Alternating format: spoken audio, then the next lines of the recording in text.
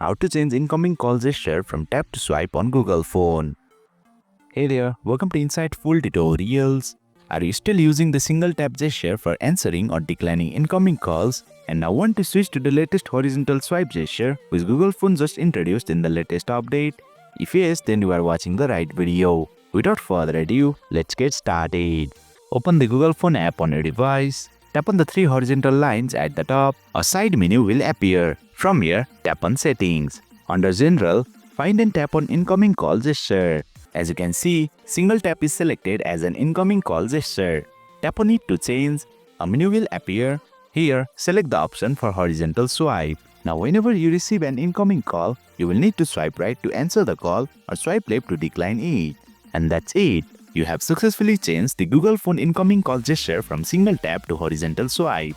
If you found this video helpful, don't forget to hit the like button and subscribe to our channel for more insightful tutorials.